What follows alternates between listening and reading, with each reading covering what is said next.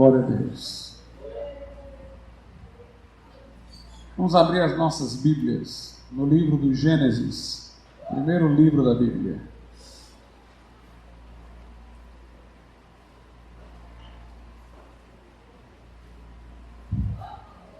No capítulo de número 14.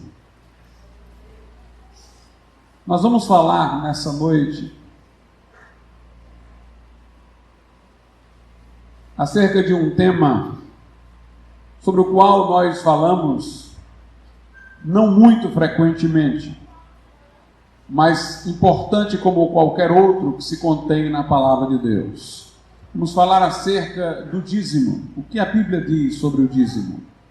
Ultimamente, em razão dos extremismos, as seitas que fazem a apologia da teologia da prosperidade, têm usado instrumentalmente o discurso bíblico do dízimo para permitir apenas vantagens econômicas para os que recebem e para os que dão, porque se lhes ensina que o dar é um investimento para ter retorno nesses dias, outros têm ido para o outro extremo e têm se levantado contra a doutrina bíblica do dízimo, chegando mesmo alguns até a defender o fim da igreja organizada, os quais têm sido intitulados de os desigrejados.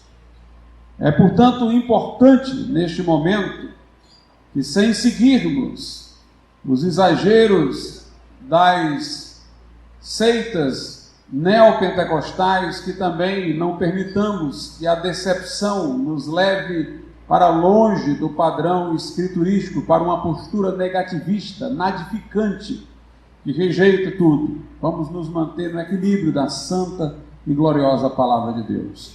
Gênesis capítulo de número 14, a partir do versículo de número 18. Gênesis 14, a partir do 18. Leiamos até o verso 20. E Melquisedeque, rei de Salém, trouxe pão e vinho, e era este sacerdote do Deus Altíssimo.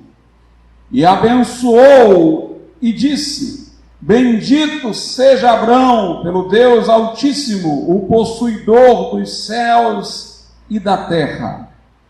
E bendito seja o Deus Altíssimo que entregou os teus inimigos nas tuas mãos. E Abrão deu-lhe o dízimo de tudo. Podeis assentar.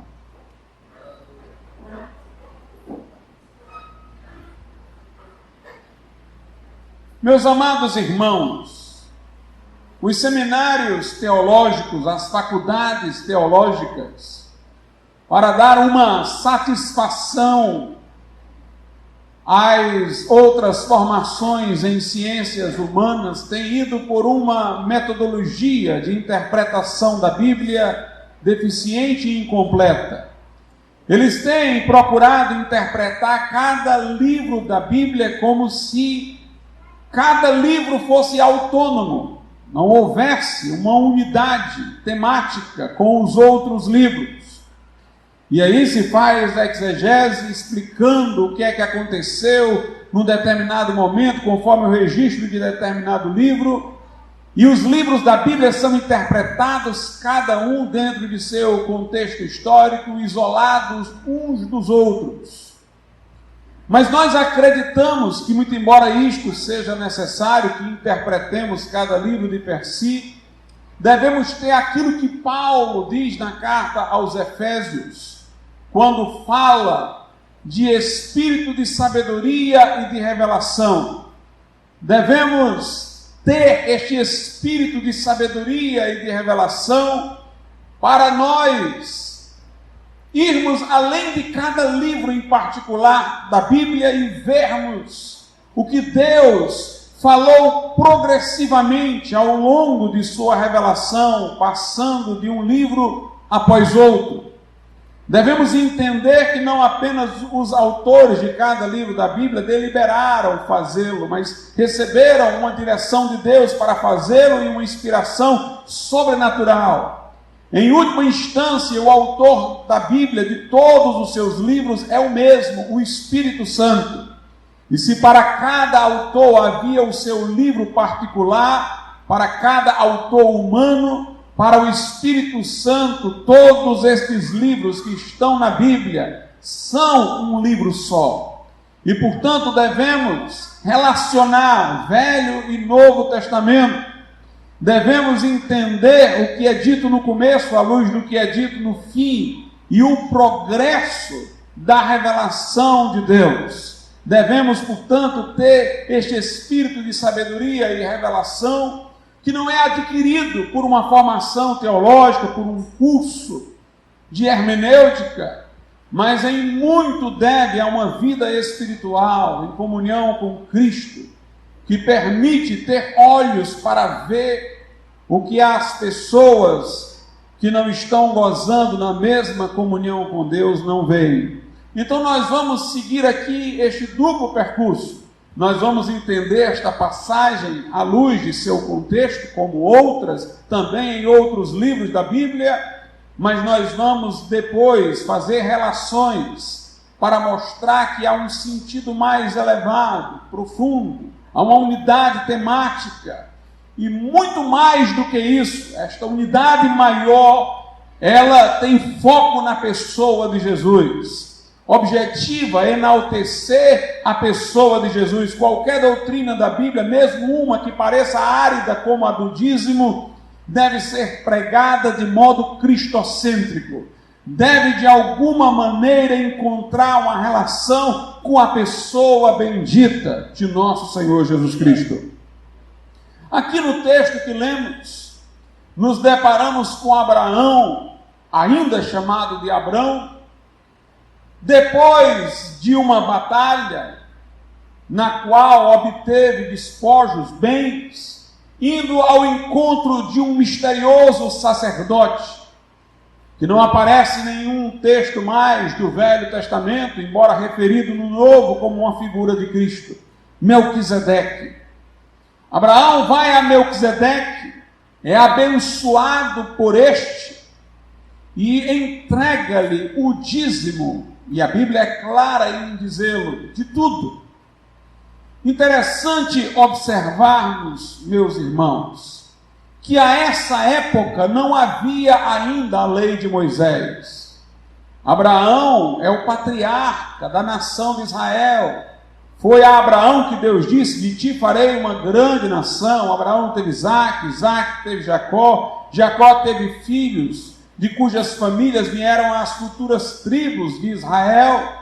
E quando a nação estava constituída, já cativa no Egito, foi naquela oportunidade que então Moisés foi levantado. Portanto, muito mais à frente de Abraão. Não havia aqui nem a nação de Israel, nem Moisés, e portanto não havia a lei de Moisés. Não foi por força da lei de Moisés que Abraão deu o dízimo.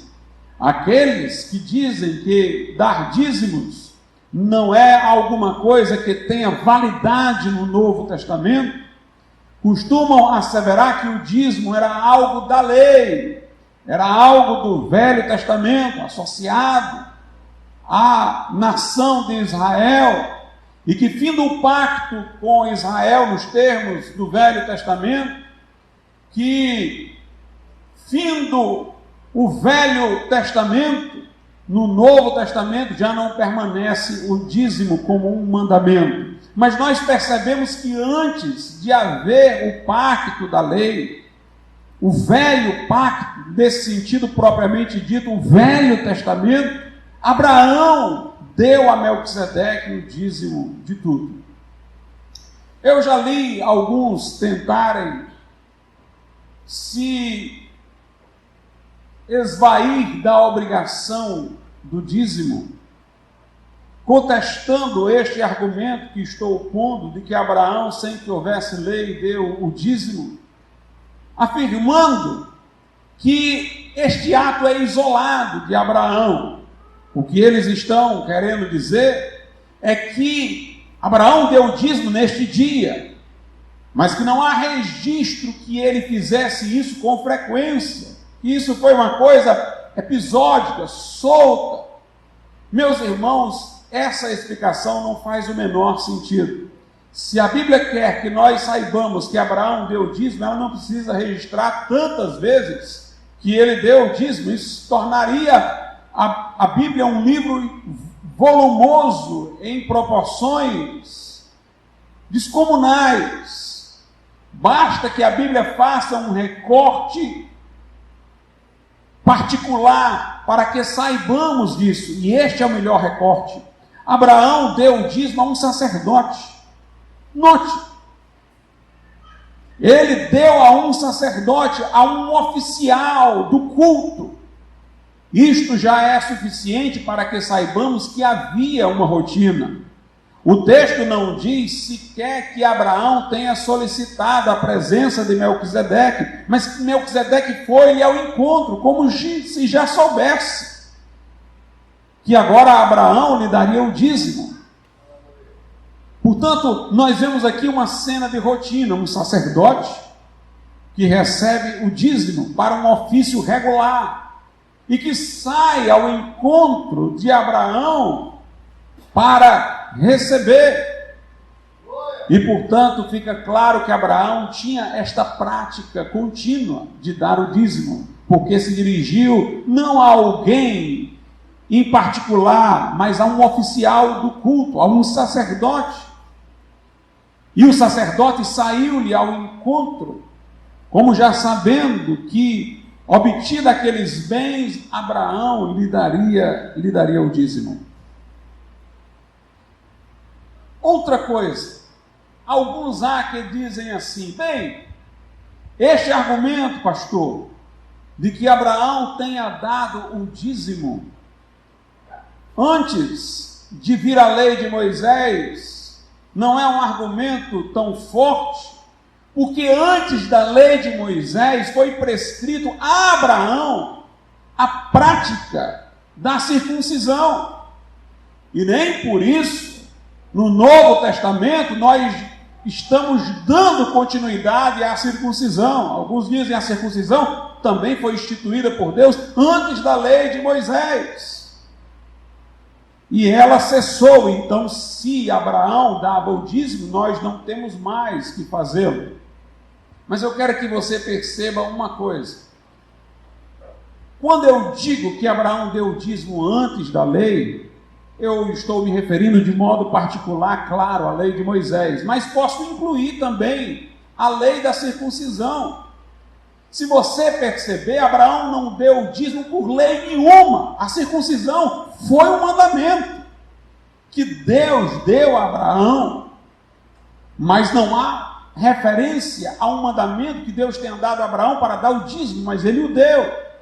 Portanto, é antes de toda e qualquer lei mesmo.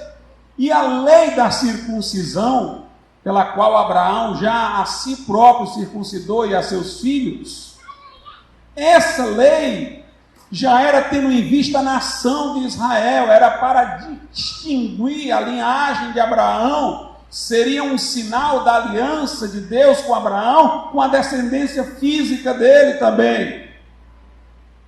Portanto, meus amados irmãos, a circuncisão estava em função da futura dádiva da lei, em função da futura lei de Moisés. Deus iria dar a lei de Moisés ao povo de Israel. E o povo de Israel, a partir dos filhos de Abraão, que iriam dar origem a este povo, já deveria ser distinguido, marcado por este sinal físico da circuncisão. Portanto, a circuncisão claramente é uma coisa que finda com o Novo Testamento, porque era sinal não da aliança de Deus com a humanidade, com a igreja, com todos os crentes, mas com a descendência física de Abraão, fossem os seus descendentes crentes ou não. Era um símbolo da aliança de Deus com Abraão e com a linhagem dele, da qual viria uma descendência. Não há menção a que o dízimo fosse um sinal da aliança de Deus com Abraão, da aliança de Deus com a sua descendência física. Na verdade, não há prescrição alguma do dízimo neste momento em que Abraão está dando o dízimo. E aqui é onde eu quero chegar. Abraão deu o dízimo por uma espécie de intuição natural, moral. Interessante que entre os pagãos daquela época se tem notícia que davam o dízimo, não só entre os hebreus, mas os pagãos também davam dízimos nos seus templos, aos seus ídolos. Então parece haver algo relacionado à lei natural gravada no coração do homem, que o impulsiona a dar o dízimo. Não é que o dízimo seja o valor métrico da obediência. É como se o dízimo fosse o mínimo.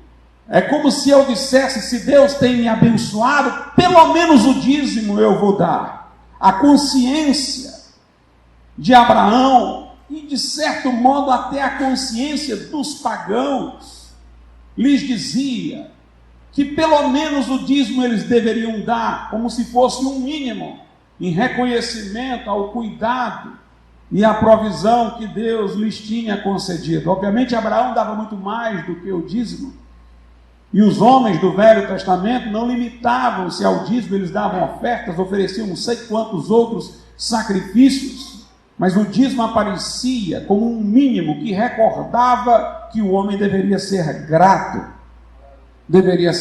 a Deus.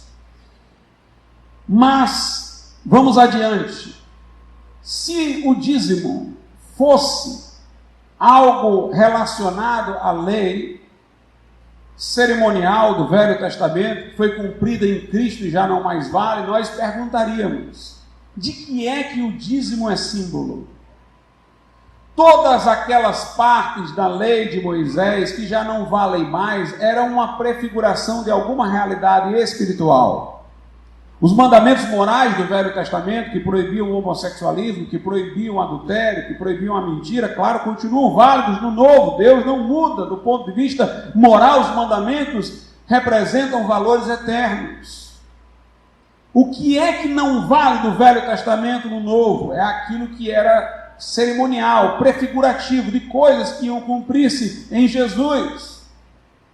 Lá em Hebreus, no capítulo 10, a Bíblia diz que a lei não traz a imagem exata das coisas, mas é sombra de bens futuros.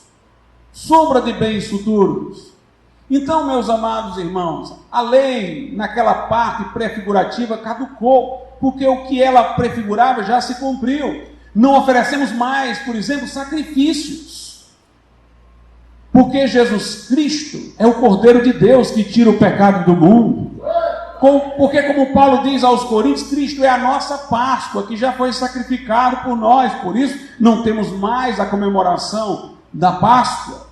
Nós não temos mais a guarda do sábado nos termos judaicos, cerimoniais, porque conforme Hebreus 4, nós os que temos crido entramos no descanso. Aquele sábado cerimonial judaico prefigurava o descanso que agora temos em Cristo.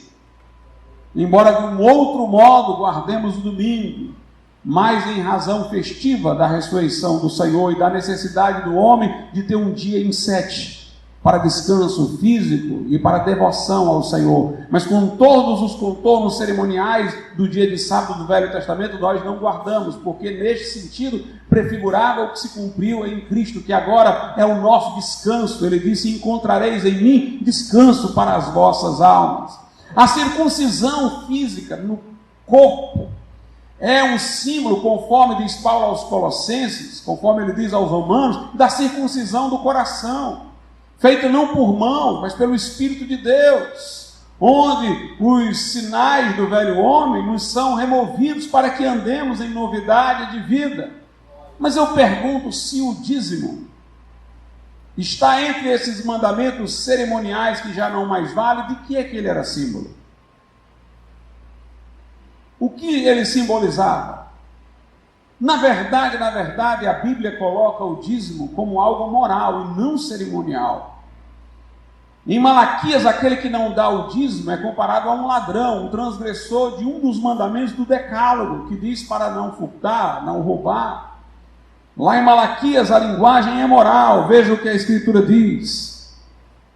No livro do profeta Malaquias, capítulo de número 2.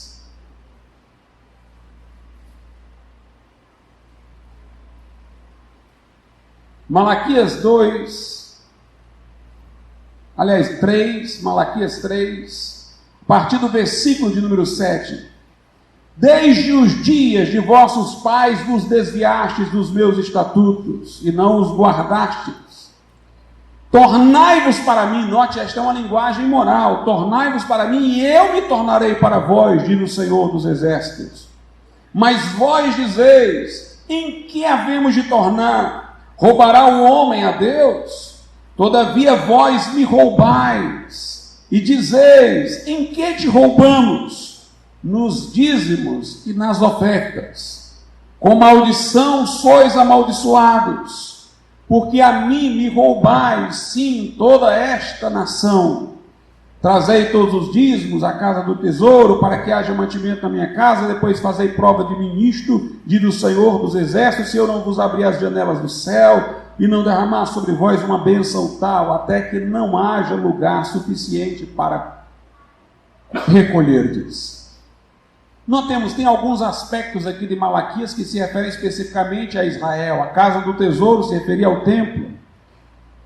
As bênçãos de Deus aqui eram bênçãos para a nação de Israel, de acordo com o versículo de número 12.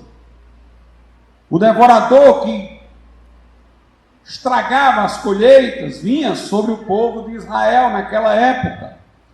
Mas, tirando esta parte circunstancial que se refere a Israel, note que é dito que aquele que não está dando dízimo está roubando do Senhor. E Deus está dizendo, tornai para mim. É uma linguagem moral lá em Romanos. Paulo fala dos judeus que são hipócritas. E diz que eles em algumas coisas são diligentes, mas em outras fracassam. E ele então fala daqueles que furtam os templos. Não é que eles tiravam do templo, é que eles não davam o dízimo. Os que ali são mencionados como furtando o templo. Portanto, a linguagem é moral. Mas há ainda aqueles que querem contestar e dizem, não, tudo bem. O dízimo não projeta, não prefigura nada que tenha se cumprido em Cristo. Mas é algo só do Velho Testamento, porque tinha a ver com a manutenção do templo.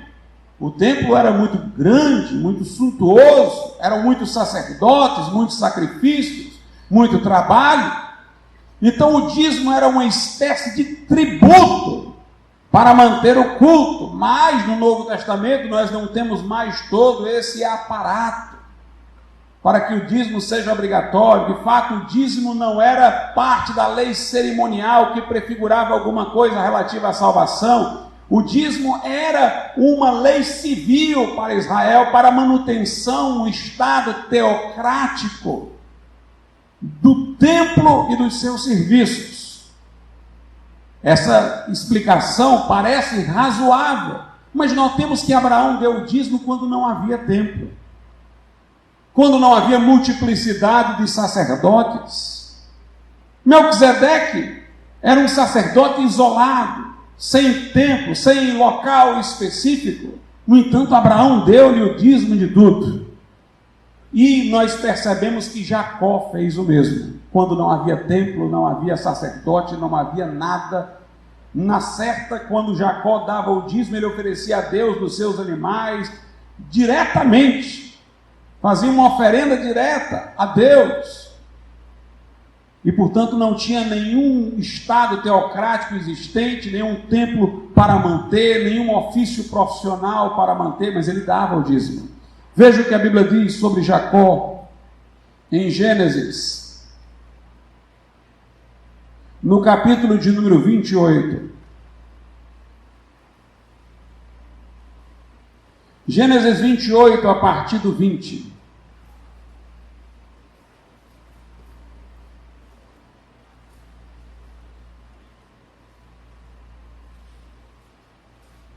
diz assim: e Jacó fez um voto dizendo: se Deus for comigo e me guardar nesta viagem que faço, e me der pão para comer e vestes para vestir, e eu em paz tornar a casa de meu pai, o Senhor me será por Deus. E esta pedra que tenho posto por coluna será a casa de Deus.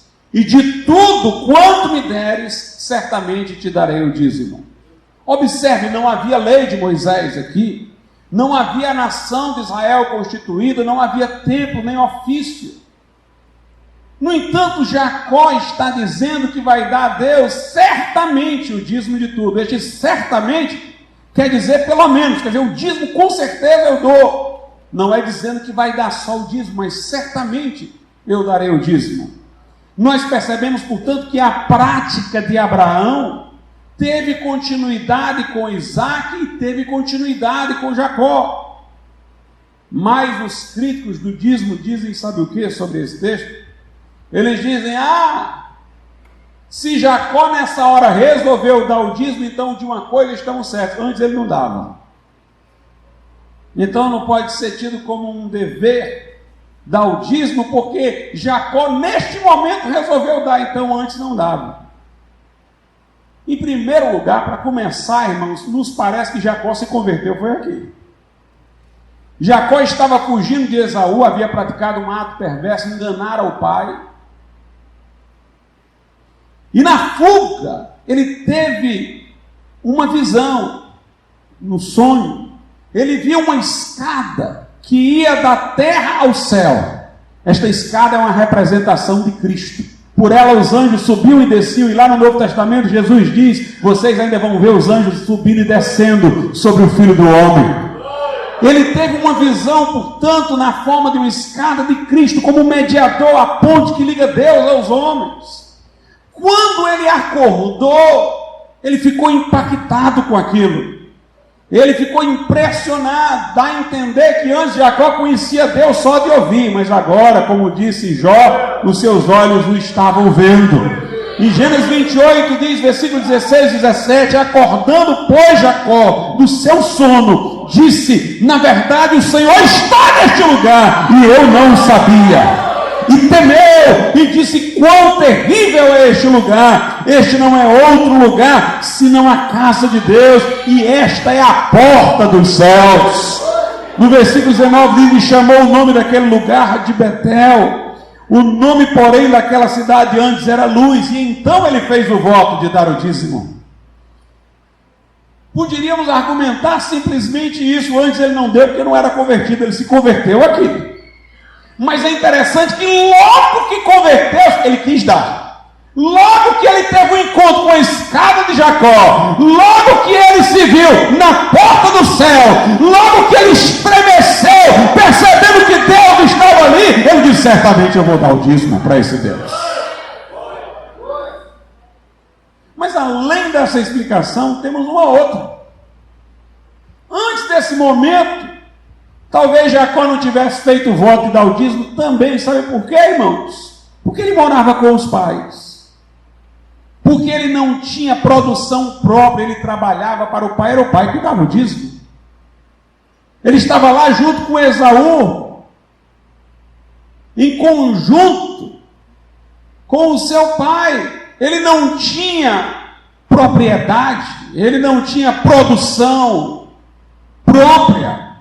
Então era o pai dele que era para dar o dízimo naquelas circunstâncias, se fosse o caso. Mas aqui Jacó está foragido. E Jacó sabe que agora não depende mais do pai, mas ele está dizendo: se Deus me der, se eu for bem sucedido, conseguir as coisas sozinho agora o dinheiro é meu, eu vou dar o dízimo. Veja o que ele diz aqui, a partir do versículo 20, de novo: e Jacó fez um voto dizendo: se Deus for comigo, e me guardar nessa viagem que faço, e me der pão para comer, e vestes para vestir, e eu em paz tornar a casa de meu pai, o Senhor me será por Deus. E esta pedra que tenho posto por coluna será a casa de Deus, e de tudo quanto me deres, certamente, vejam, certamente darei o dízimo. Eu quero que você preste atenção a uma coisa. Jacó disse só isso: se Deus me der pão para comer, veste para vestir, for comigo, for o meu Deus, eu dou certamente o dízimo de tudo. Só isso, irmão. E o crente do Novo Testamento, quantas bênçãos a mais tem? Se o homem do Velho Testamento, com estas poucas bênçãos que tinha, na verdade muitas, mas comparado com os do Novo Testamento, poucas. Se só com isso daqui ele já sentia, se Deus me der isso, eu tenho que dar o dízimo. Imagine você que é abençoado com toda sorte de bênçãos espirituais das regiões celestiais com Cristo, que foi predestinado para filho da adoção, que é membro do corpo de Cristo, que tem a promessa do arrebatamento da igreja, que faz parte da igreja, que é noiva do Cordeiro, que recebeu o penhor do Espírito Santo. Imagine nós, irmãos, que vivemos no melhor pacto, como diz lá em Hebreus, firmado em melhores promessas. A Bíblia diz que João Batista foi o maior dos do velho pacto. Jesus disse que ninguém havia sido maior do que João, mas no reino de Deus, quer dizer, no Novo Testamento, ele é o menor, no sentido de que Deus nos cercou com muito mais privilégios do que o maior homem do Velho Testamento. Quanto mais nós não deveríamos ser fiéis por gratidão, não por constrangimento, mas por reconhecimento do favor de Deus, dá o dízimo. Mas vejam só, quando a Bíblia diz que Abraão deu o dízimo a Melquisedeque, esta passagem não pode ser considerada apenas à luz do Gênesis. Ela não pode ser considerada apenas à luz do contexto imediato. O registro bíblico tem um sentido muito mais profundo, irmãos. Esses acontecimentos pontuais que a Bíblia trata, eles não podem ser vistos apenas como registros casuais, porque lá em Romanos, a Escritura diz o seguinte, no capítulo de número 16, observe. Aliás, capítulo de número 15, desculpe-me. Em Romanos capítulo 15 diz assim no versículo 4, porque tudo que dantes foi escrito, para o nosso ensino foi escrito, para que pela paciência e consolação das Escrituras tenhamos esperança. A Bíblia foi escrita por inspiração de Deus. Tudo que aqui está registrado, tudo que foi escrito, tem um valor de ensino para nós. E Abraão é uma figura paradigmática na Bíblia, irmãos, e Melquisedeque também. Não poderia este ato de Abraão em relação a Melquisedeque ser considerado apenas um acontecimento entre outros na vida de Abraão, registrado na Bíblia por uma casualidade, só para poder compor a narrativa. Abraão na Bíblia é uma figura referencial, paradigmática, e Melquisedeque também. Deixe-me dizer-vos uma coisa. Abraão foi o pai da nação de Israel. A nação de Israel veio dos seus lombos. E Abraão, digamos assim, se distinguiu como pai da nação, e a nação como procedente dos seus lombos e herdeira de certas promessas, como a de ter a terra prometida, pelo marco da circuncisão. Na linguagem da Bíblia, a circuncisão é ser judeu. Quando a Bíblia fala no Novo Testamento, a circuncisão e a incircuncisão. Em Cristo Jesus não vale a circuncisão nem a incircuncisão, quer dizer, não vale ser judeu ou gentil. Mas quando Abraão foi justificado pela fé, ele recebeu a promessa divina de que de sua linhagem viria o Messias, e ele creu. Como Jesus disse, ele viu o meu dia e se alegrou, ele creu na promessa messiânica. A Bíblia diz que creu Abraão em Deus, e isso lhe foi imputado como justiça. Agora preste atenção a isso. Isso aconteceu antes de Abraão ter sido circuncidado. Quando Abraão creu na promessa messiânica e foi justificado diante de Deus, ele não havia ainda sido circuncidado. Então, digamos assim, a rigor, ele não era um judeu. Paulo toma isso como referência para dizer que Abraão é pai de todos os crentes, lá em Gálatas. De todos os que são justificados pela fé. Porque Paulo diz, olha, ele foi justificado na incircuncisão. Ele foi justificado antes de ter sido circuncidado. Ele não foi justificado como judeu. Ele foi justificado antes que essa divisão judeu e gentil existisse por força da circuncisão. Então ele é pai de todos os crentes. Fisicamente ele é pai da nação de Israel, mas através da fé ele é pai de todos os crentes no Novo Testamento. Abraão é visto como um paradigma, irmãos, do Novo Testamento, do crente neotestamentário. Porque, inclusive, Abraão, conforme diz lá em Hebreus, saiu de sua terra por ordem de Deus para ir para uma terra que Deus iria lhe mostrar, que era a terra prometida, onde ele pisou, onde Deus disse, vai ser da tua descendência. Mas o próprio Abraão nunca possuiu. Então, Abraão viveu a vida inteira como peregrino, saindo de uma terra e sem ter outra. Isso ele é um tipo da igreja, e não da nação de Israel, porque a igreja é peregrina aqui. Nossa cidadania está nos céus. A Bíblia diz, irmãos, que Abraão não viveu sob a lei, mas sob a promessa. E no Novo Testamento a Bíblia vai comparar a promessa ao Evangelho. É como se Abraão tivesse, de certo modo, vivido sob o paradigma do Evangelho e não da lei. Viveu como peregrino, foi justificado pela fé antes de ter sido circuncidado e não esteve debaixo da lei, mas debaixo da promessa. Então Abraão é uma figura do crente no Novo Testamento. É o pai de todos os crentes. O que ele fez é modelo e exemplo para nós. Quando ele deu o dízimo, isso é modelo e exemplo para nós. Vamos ver essas passagens da Bíblia Sagrada. Vamos ver em Gálatas.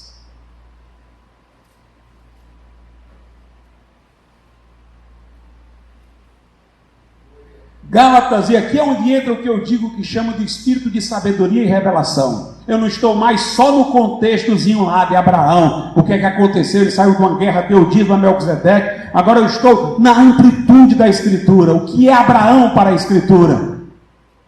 Se alguém me disser assim, pastor, só porque Abraão deu dízimo uma vez no Velho Testamento, você está dizendo que isso é modelo para o crente no Novo Testamento? Irmão, escute só.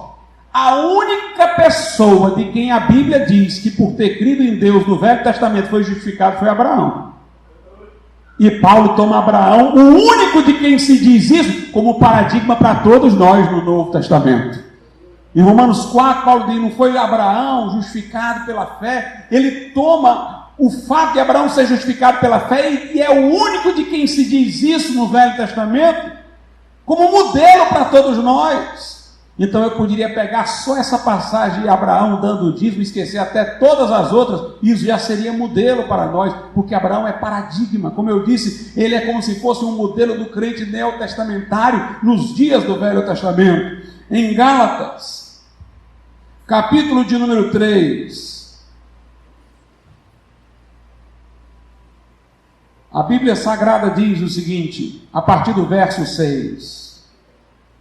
Assim como Abraão creu em Deus, e isso lhe foi imputado como justiça, sabei, pois, que os que são da fé são filhos de Abraão, somos filhos de Abraão pela fé. Versículo 8, ora, tendo a Escritura previsto que Deus havia de justificar pela fé os gentios, ou seja, os incircuncisos, anunciou primeiro o Evangelho a Abraão, dizendo, todas as nações serão benditas em ti, de sorte que os que são da fé são benditos com o crente Abraão. Todos aqueles, pois, que são das obras da lei estão debaixo de maldição, porque está escrito, maldito todo aquele que não permanecer em todas as coisas que estão escritas no livro da lei para fazê-las. Mas vamos pular agora para o versículo 16. Ora, as promessas foram feitas a Abraão e a sua descendência.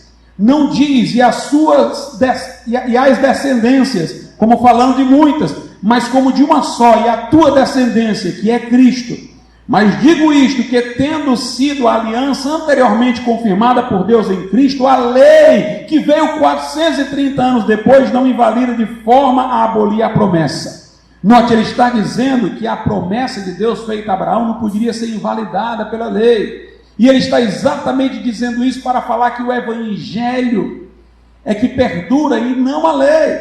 Aí ele diz no versículo 18, porque se a herança provém da lei, já não provém da promessa, mas Deus pela promessa a deu gratuitamente a Abraão. Logo, para que a lei foi ordenada por causa das transgressões, até que viesse a posteridade a quem a promessa tinha sido feita, e foi posta pelos anjos nas mãos de um mediador. Ora, o mediador não é de um só, mas Deus é um. Versículo 21. Logo, a lei é contra as promessas de Deus de nenhuma sorte. Se fosse dada uma lei que pudesse vivificar, a justiça, na verdade, teria sido pela lei. Mas a Escritura encerrou tudo debaixo do pecado para que a promessa, pela fé em Jesus Cristo, fosse dada aos crentes. Então a Bíblia diz que é como se Abraão tivesse vivido debaixo da graça, embora no Velho Testamento, porque ele teve a promessa de redenção e não lhe foi imposta a lei, porque ele viveu como peregrino, como um crente do Novo Testamento, porque foi justificado pela fé antes de ter sido circuncidado e é pai de todos os crentes, judeus e gentios. Paulo então diz que a lei dada depois não pode revogar a promessa. Ele toma Abraão como um referencial para nós. Os que são da fé são abençoados com o crente Abraão. A mesma forma ele faz em Romanos, capítulo de número 4. Aos Romanos 4, versículos 9 e 10, diz assim. Ele fala da justificação pela fé de Abraão no começo, e então nos versículos 9 e 10 diz assim: vem, pois, esta bem-aventurança sobre a circuncisão somente, ou seja, a bem-aventurança é ser justificado pela fé. Vem só sobre os judeus, só sobre os circuncidados, ou também sobre a incircuncisão? Porque dizemos que a fé foi imputada como justiça a Abraão. Como lhe foi, pois, imputada? Estando na circuncisão ou na incircuncisão? Não na circuncisão, mas na incircuncisão. Ou seja, ele foi justificado pela fé antes de ter sido circuncidado. Note, irmãos, um registro único pode se tornar relevante ao extremo, dependendo de quem seja a pessoa de que ele trata. Como Abraão é uma personagem paradigmática, então Paulo monta toda a doutrina da justificação pela fé no fato de Abraão ter sido justificado pela fé, e a Bíblia dizer isso não diz mais ninguém no Velho Testamento. Mas Abraão pode ser um, mas é um que é referencial, é um que é paradigmático. Então, a partir disso, Paulo monta toda a doutrina. Abraão foi justificado pela fé, então nós seremos pela fé e não por obras. Foi justificado estando na incircuncisão, antes da circuncisão, então a promessa da salvação pela fé é para judeus e gentios. Então, se a nação de Israel é filha de Abraão pela carne, nós somos filhos de Abraão pela fé. Abraão viveu sob a promessa, não sob a lei, como nós agora vivemos sob o Evangelho e não sob a lei. E aí vem a questão: Abraão deu o dízimo apesar de tudo isso. E nós vamos dar o dízimo com o nosso pai Abraão. Mas a Bíblia Sagrada ainda vai mais além. Não somente Abraão é uma figura paradigmática, mas também Melquisedeque. E aí é onde nós veremos o aspecto cristocêntrico. Melquisedeque é um tipo de Jesus Cristo. Este sacerdote misterioso, como diz a Bíblia, sem pai, sem mãe, sem genealogia, nenhum registro é dado sobre ele. Ele, portanto, não era sacerdote por força de uma linhagem ancestral, como os sacerdotes do Velho Testamento da época de Moisés o eram porque vinham de uma tribo, vinham de uma linhagem. Ele não veio de uma linhagem, ele não era sacerdote por estar dentro de uma tribo que era sacerdotal. Ele é um sacerdote sui generis, isolado. Então, assim como ele também o é Jesus. Jesus não é da tribo de Levi, que era a tribo sacerdotal de Israel. Jesus é da tribo de Judá. Um judeu poderia contestar: como é que Jesus é sumo sacerdote, vocês dizem, vocês cristãos, diante de Deus, se ele não é da tribo de Levi? Note, o argumento é esse: mas antes da tribo de Levi, antes da nação de Israel, houve um sacerdote que não veio de uma linhagem de tribo sacerdotal, Melquisedeque. E Jesus não é sacerdote segundo a ordem de Arão, segundo referência levítica, ele é sacerdote segundo a ordem de Melquisedeque. Melquisedeque é um tipo de Cristo. Lá em Hebreus, capítulo de número 7, a Bíblia vai falar sobre isso. Aqui vai dizer que Abraão deu dízimo a Melquisedeque. Tem uma pessoa aí que pela internet diz o seguinte: não, em Hebreus 7, a Bíblia no Novo Testamento vai lembrar que Abraão deu dízimo a Melquisedeque, mas o texto de Hebreus 7 não tem nada a ver com dízimo, não. Dízimo aqui não tem nenhuma significância. O texto de Hebreus 7 diz lá o tal que fala na internet. O texto de Hebreus 7 aqui é só para falar que Melquisedeque é um tipo de Cristo. E que Melquisedeque era maior do que Abraão, porque foi ele que abençoou Abraão e não o contrário. Como na oportunidade em que Melquisedeque abençoou Abraão, ele estava indo lá para dar o dízimo, aí a Bíblia não quer falar nem do dízimo, quer falar que Melquisedeque abençoou Abraão. Mas para a história não ficar incompleta, aí diz que Abraão na oportunidade deu-lhe o dízimo. Será, irmãos, que é isso? Você vai ver quantas vezes se fala em dízimo em Hebreus 7. Se o dízimo aqui fosse secundário, ia falar então uma vez que Abraão chegou lá e deu o dízimo. Aí você vai ver quantas vezes a palavra dízimo aparece aqui. Quantas vezes essa história é recontada em Hebreus 7 e o dízimo normalmente aparece na história. Hebreus 7, vamos ler o que a Bíblia Sagrada diz a partir do versículo de número 1. Porque este Melquisedeque, que era rei de Salém, sacerdote do Deus Altíssimo, e que saiu ao encontro de Abraão quando ele regressou da matança dos reis e o abençoou, a quem também Abraão deu o dízimo de tudo. Eles acham só por esse versículo que aqui é só um parênteses. É aquele lá, quem Abraão deu o dízimo de tudo, mas você vai ver a continuidade. E primeiramente é por interpretação rei de justiça e depois também rei de Salém, que é rei da paz, sem pai, sem mãe, sem genealogia, não tendo princípio de dias, nem fim de vida, mas sendo feito semelhante ao Filho de Deus, permanece sacerdote para sempre. Considerai, pois, quão grande era este, a quem até o patriarca Abraão deu dízimos. Fala no dízimo de novo, e agora está no plural, para ninguém pensar que Abraão deu só aquela vez. Deu dízimos no plural. Abraão dava o dízimo a ele. Então veja que novamente é repetido. A quem até o patriarca Abraão deu os dízimos dos despojos, e os que dentre os filhos de Levi recebem o sacerdócio, têm ordem segundo a lei de tomar dízimo do povo. Ele está falando agora do sacerdote da ordem de Levi, instituído pela lei de Moisés, mas note que a palavra dízimo aparece de novo, então não é uma coisa secundária, ela está toda hora aqui dentro do problema. Mas aquele diz aqui, então, e os que dentre os filhos de Levi recebem o sacerdócio, têm ordem, segundo a lei, de tomar o dízimo do povo, isto é, de seus irmãos, ainda que tenham saído dos lombos de Abraão. Mas aquele cuja genealogia não é contada, que não tinha nada a ver com a lei, Melquisedeque, não foi instituído por lei de Moisés, tomou dízimos de Abraão, mais uma vez, dízimos no plural, e aqui está dizendo que Melquisedeque tomou. Então não era só uma prática voluntária, ocasional de Abraão dar. Melquisedeque ia lá para tomar, para receber. Não é tomar no sentido de tomar forçosamente, mas quer dizer que era um ato de Melquisedeque em receber os dízimos. Tomou dízimos de Abraão, note mais uma vez a palavra dízimo, e abençoou o que tinha as promessas. Ora, sem contradição alguma, o menor é abençoado pelo maior.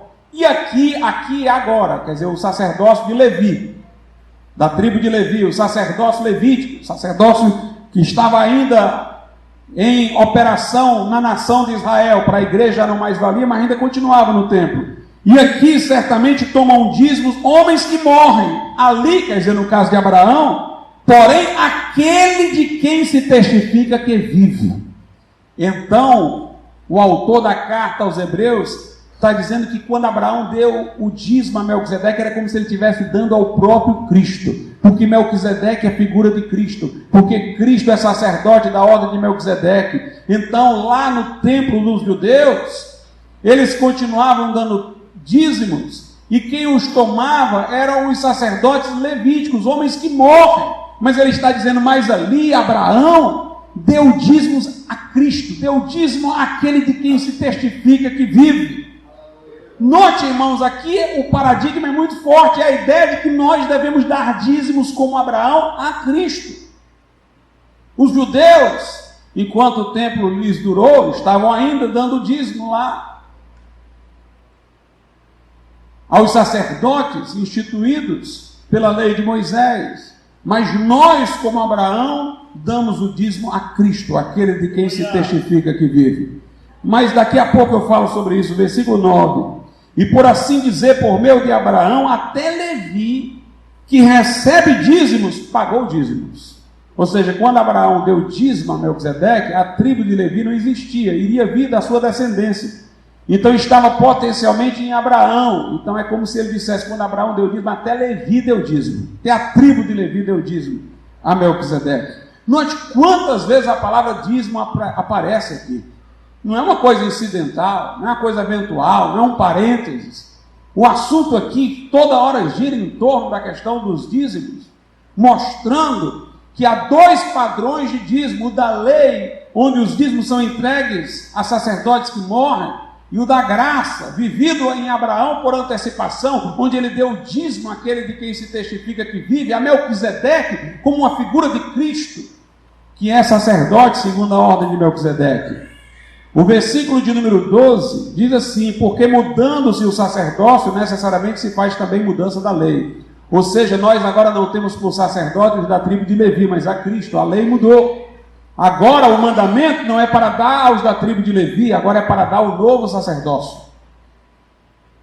Paulo está dizendo que onde há sacerdote tem dízimo, mas que o dízimo dado no Velho Testamento era aos sacerdotes que morriam. O dízimo dado no Novo Testamento é ao sacerdote que vive. Se Jesus é sacerdote e é segundo a ordem de Melquisedeque, ele toma dízimos, ele recebe dízimos.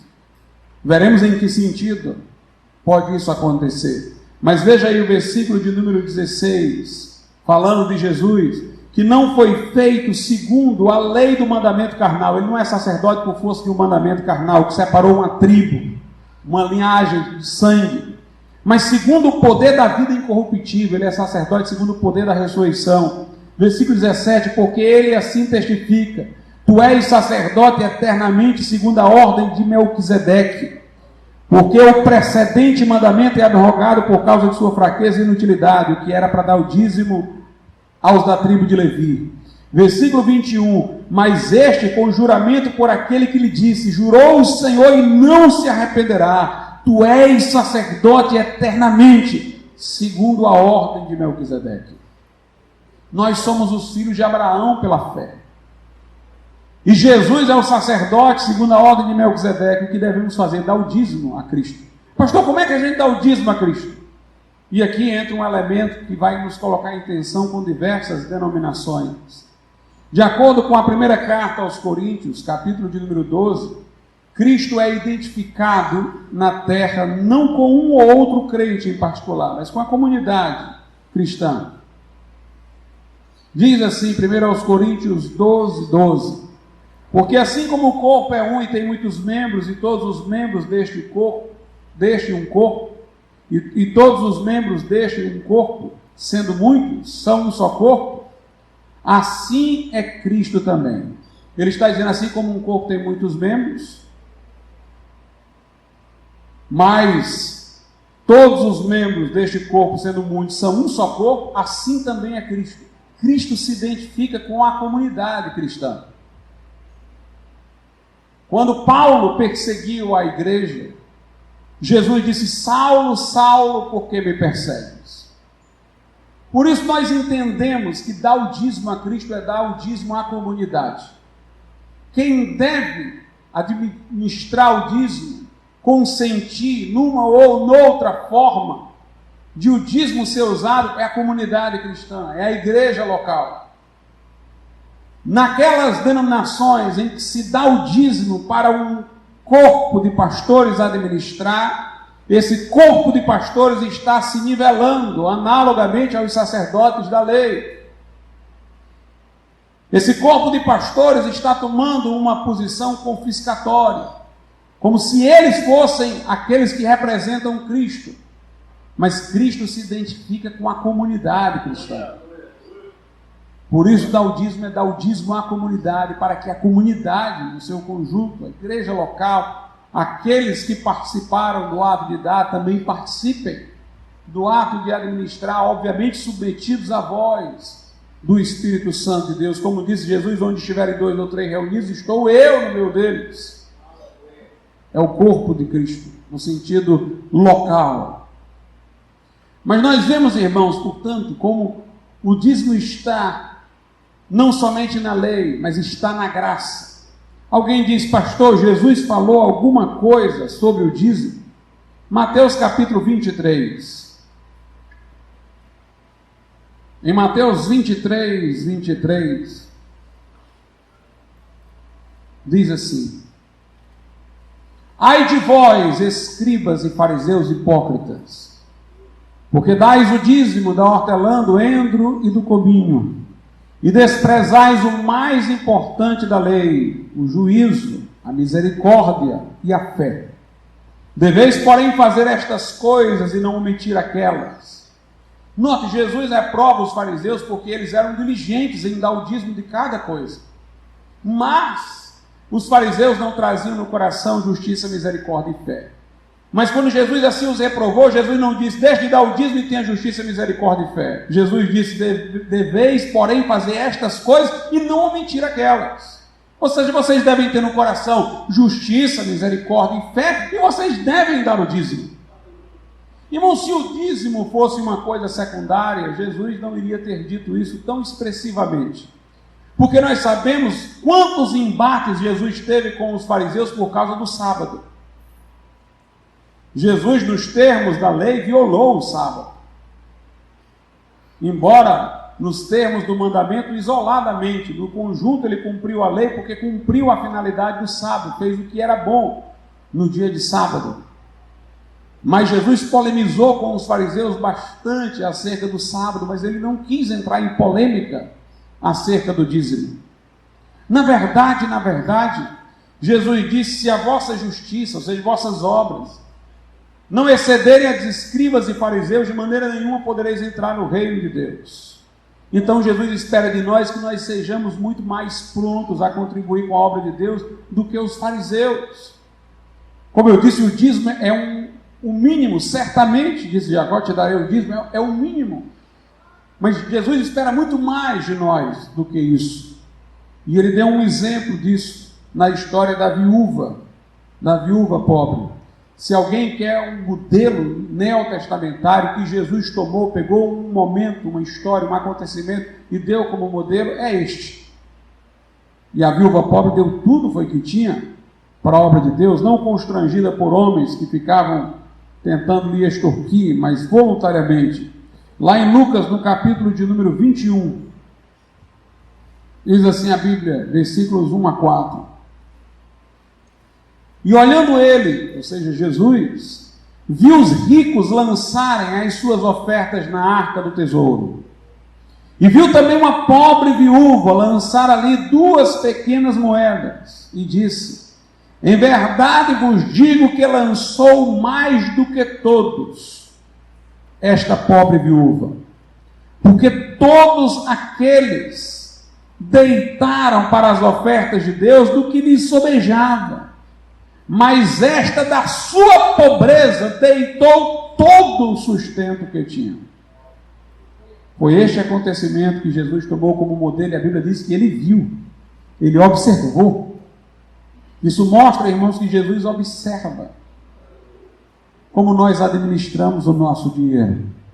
Ele considera a nossa fidelidade ao seu reino. Tem um outro exemplo no Novo Testamento, e é paradigmático. A mulher que veio com aquele vaso de alabastro, com um perfume caríssimo. A mulher não parecia rica, mas pobre, mas ela tinha alguma coisa de grande valor, aquele perfume. Ela quebrou o vaso e banhou Jesus com o perfume. Fez uma oferta a ele. Interessante que Judas incitou os outros discípulos, dizendo que ela deveria ter dado para os pobres. Tem crente que é assim, não, eu dou o dízimo, sendo que eu dou para a pessoa necessitada. Dê para a pessoa necessitada e dê o dízimo na casa de Deus. Porque se você administra sozinho, você não está dando o dízimo, você está fazendo o que você quer. O dízimo é um ato de consagração. Eu dou para não ser eu quem vai administrar, é a comunidade cristã na qual Cristo se incorpora e se revela. Se você diz, eu vou administrar, então seu ego ainda é preponderante. Você não está dando, você está fazendo o que você quer. Ainda que seja para a obra de Deus, mas é o seu querer que está prevalecendo.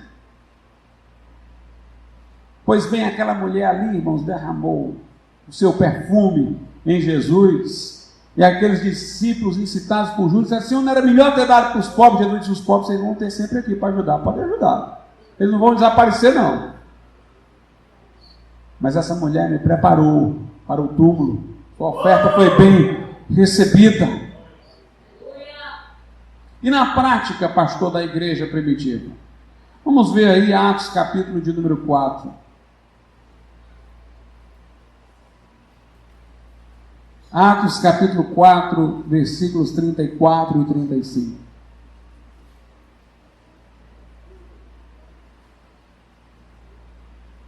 Não havia, pois, entre eles necessitado algum, porque todos, Atos 4, 34, porque todos os que possuíam herdades ou casas, vendendo-as, traziam o preço do que fora vendido e o depositavam aos pés dos apóstolos.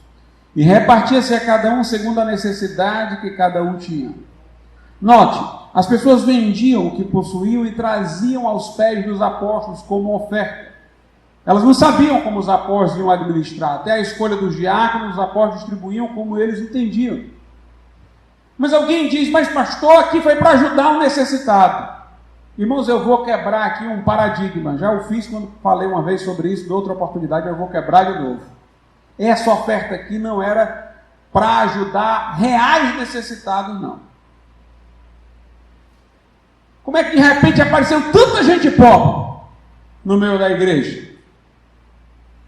Os discípulos de Jesus eram pescadores, nunca lhes faltou nada. Vejam bem, essas pessoas aqui que recebiam esses mantimentos eram pessoas que tinham casas, que tinham bens.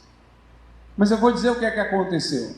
Elas estavam no dia de Pentecoste, vamos entender, por ocasião da festa, o dia em que Pedro pregou, que o Espírito Santo desceu, vieram pessoas a Jerusalém de toda parte. Judeus de toda parte deixavam suas casas, seus bens, lá na cidade onde eles moravam. Eles não eram nem de Israel, embora fossem judeus, moravam em outras partes do mundo, deixaram lá e foram a Jerusalém para a festa do Pentecoste. Depois da festa do Pentecoste, eles iam voltar para suas casas, para os seus lares, para os seus bens. Lá em Atos capítulo de número 2, diz assim no versículo de número 5, acerca do dia de Pentecoste: e em Jerusalém estavam habitando judeus, por ocasião da festa, homens religiosos de todas as nações que estão debaixo do céu. Quantas pessoas se converteram naquele dia com a pregação de Pedro? Quase 3.000 almas. Depois o número foi para 5.000. Essas pessoas que estavam aqui, digamos, com necessidades, eram aqueles judeus que se converteram e que não voltaram para casa. Claro, lá em Jerusalém eles eram necessitados, porque a casa deles não era lá em Jerusalém, porque os bens deles não eram em Jerusalém. Mas se eles, ao se converterem, tivessem voltado, como é que eles seriam discipulados? Como é que eles receberiam o alimento espiritual? Se você olhar lá, quando os apóstolos convocam a multidão dos discípulos para a escolha dos diáconos para servir viúvas, o acontecimento havia se dado porque quando havia distribuição para as viúvas, a Bíblia diz que os gregos, os judeus que não eram lá de Israel, diziam que as viúvas dele não estavam sendo atendidas. Note, a reclamação veio de quem? Veio dos gregos, ou seja, dos que não eram nativos. Eram judeus, mas moravam fora. Tinham se convertido no Pentecoste e tinham ficado lá. A necessidade deles era pela circunstância de estarem longe da fonte de seus bens. Por que os irmãos começaram a vender os seus bens, trazer para os apóstolos para assistir esses outros, se eles tinham condição porque os irmãos queriam que eles ficassem lá para serem preparados para voltarem à sua terra como missionários. Então a intenção não era ajudar, veja bem, não é que a igreja não ajudava nesse estado, ela ajudava, mas eu estou falando dessa história específica. O objetivo de todo mundo trazer para assistir aqueles irmãos era para que eles não tivessem que voltar despreparados para a sua terra, infantes na sua conversão, era para que pudessem ser discipulados, para que pudessem ser preparados e voltassem para a sua terra como anunciadores da palavra. É como se aquela oferta fosse para financiar o seminário deles. É como se aquela oferta fosse para preparar pregadores. E diz a Bíblia que os irmãos vendiam tudo, traziam, porque os irmãos queriam ver aquelas pessoas ali fortalecidas na fé. Inclusive o negócio ficou tão maravilhoso lá que aqueles irmãos já estavam preparados para voltar à sua terra como missionários, mas não queriam mais sair de Jerusalém. Aí veio uma perseguição depois da morte de Estevão e os espalhou. Aí a Bíblia diz que eles saíram voltando, foram espalhados por toda parte, saíram pregando por toda parte, cada um voltando para o seu lugar, para a sua terra, para os seus bens, e saíram pregando. Então essas ofertas aqui mantiveram um grande número de missionários em preparação. Por isso, irmãos, por isso, veja como é importante a gente entender a Bíblia. Por isso que depois esses irmãos de Jerusalém que ajudaram esses outros ficaram pobres. Esses irmãos que venderam tudo para manter o seminário desses aí, a preparação desses aí, ficaram pobres. Aí Paulo saiu indo para todas as igrejas e pedindo uma oferta para eles, para os de Jerusalém, dizendo: irmãos, olha, eles abençoaram vocês. Sem eles terem segurado as pontas lá, não tinham preparado os missionários que vieram até vocês. Então eles financiaram missões indiretamente para vocês. Agora é a hora de vocês ajudarem eles. Paulo vai pedir alegando isso. Vai pedir ajuda às igrejas dos gentios, dizendo: olha, vocês têm que ajudar eles porque eles financiaram o trabalho para vocês. Aqueles homens empobreceram por amor à obra de Deus e depois Deus abençoou, fazendo com que os gentios compensassem. Paulo diz: agora é a hora de nós trocarmos. Na escassez de vocês eles supriram, agora na escassez dele vocês vão suprir, e para que haja igualdade. Veja o que a Bíblia Sagrada diz lá em Romanos, capítulo de número 15. É sobre isso, como Paulo vai pedir ajuda para esses irmãos. Romanos 15, 25 ao 27. Ele diz assim aos romanos: mas agora vou a Jerusalém ministrar os santos, porque pareceu bem a Macedônia e a Acaia fazerem uma coleta para os pobres dentre os santos que estão em Jerusalém. Isso lhes pareceu bem como devedores que são para com eles. Porque se os gentios foram participantes dos seus bens espirituais, devem ministrar-lhes os temporais.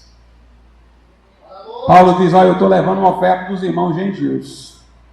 E os irmãos estão dando porque se sentem devedores, que participaram dos benefícios espirituais desses irmãos lá de Jerusalém, que agora estão pobres, porque deram tudo, para que eles pudessem permanecer lá e serem preparados para a obra de Deus. A igreja primitiva cresceu, irmãos, porque era dadivosa. Missionários percorreram o mundo, fizeram todas aquelas viagens que a igreja investiu em missões. Lá em Romanos, lá na primeira carta aos Coríntios, capítulo 9, Paulo mostra isso. Ele próprio, o apóstolo Paulo, dispensou ajuda, trabalhou com as próprias mãos, mas ele dizia que os obreiros que estavam indo em missões por todo o mundo deveriam ser mantidos. 1 aos Coríntios 9, do 6 a 14. Ou só eu e Barnabé não temos direito de deixar de trabalhar? Quem jamais milita a sua própria custa? Quem planta a vinha e não come do seu fruto? Ou quem apacenta o gado e não se alimenta do leite do gado? Digo eu isto segundo os homens? Ou não diz a lei também o mesmo? Porque na lei de Moisés está escrito: não atarás a boca ao boi que trilha o grão. Porventura tem Deus cuidado dos bois? Ou não diz certamente por nós? Certamente que por nós está escrito: porque o que lavra deve lavrar com esperança, e o que debulha deve debulhar com esperança de ser participante. Se nós vos semeamos as coisas espirituais, será muito que de vós recolhamos as carnais. Se outros participam deste poder sobre vós, por que não e mais justamente nós? Mas nós não usamos deste direito, antes suportamos tudo para não pormos impedimento algum ao Evangelho. Não sabeis vós que os que administram o que é sagrado comem do que é do templo, e que os que de contínuo estão junto ao altar participam do altar? Assim ordenou também o Senhor aos que anunciam o Evangelho, que vivam do Evangelho. E nós temos uma necessidade a mais, irmãos, além daquele tempo. Naquele tempo eles não sustentavam um pastor, o pastor de sua igreja, eles sustentavam não sei quantos missionários em toda parte. Hoje a igreja já se expandiu, já cresceu. E hoje nós precisamos construir lugares de culto, como esse. Eu quero que você entenda o seguinte: a igreja primitiva não precisou construir lugares como esse. Ela usava espaços públicos. Naquele tempo, existiam muitos espaços públicos, teatros a céu aberto, arenas, o átrio do templo de Salomão, o aerópago. Então a igreja primitiva tinha oportunidade de manter suas reuniões em casa e fazer suas reuniões públicas maiores nesses lugares. Quando a perseguição estreitou, eles não tiveram mais acesso a esses lugares públicos. E a partir do século II, os historiadores documentam, os arqueólogos encontraram. A partir do século II, eles começaram a construir edifícios próprios para culto. E desde lá para cá, nós fazemos missões, enviamos missionários, expandimos a obra, construímos locais. Precisamos construir os próprios locais para culto. Então temos todas essas necessidades. A igreja primitiva é, portanto, uma prova segura para nós de que nós devemos ser participantes muito mais do que meramente com o dízimo na obra de Deus. Mas nós não ensinamos aqui o toma lá da cá. Nós não dizemos que porque você dá, Deus vai lhe abençoar e que você deve dar esperando que Deus abençoe. Deus tem prometido cuidar de nós quando somos fiéis. Mas Ele prometeu, irmão, satisfazer as nossas necessidades e não os nossos caprichos. E nós não devemos dar para receber. Nós devemos dar porque Ele nos tem dado. Nós devemos dar porque tudo que temos é dEle.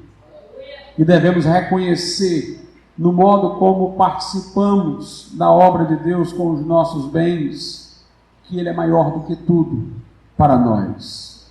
Há duas coisas que revelam quem nós somos. É o tempo e o dinheiro. O que você faz do tempo? O que ocupa mais o seu tempo? E com o que é que você gasta o seu dinheiro? Isso diz quem você é. Portanto, meus irmãos, vamos nos sentir privilegiados de sermos participantes da obra de Deus. Vamos ficar de pé.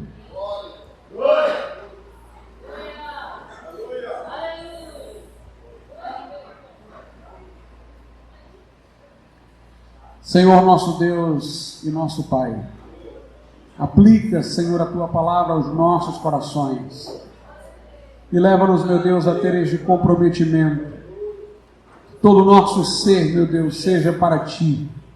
Que nossos talentos, nossos dons, nossas faculdades, nosso tempo, nossos bens, que todas as coisas sejam administradas por nós com sabedoria, com as corretas prioridades.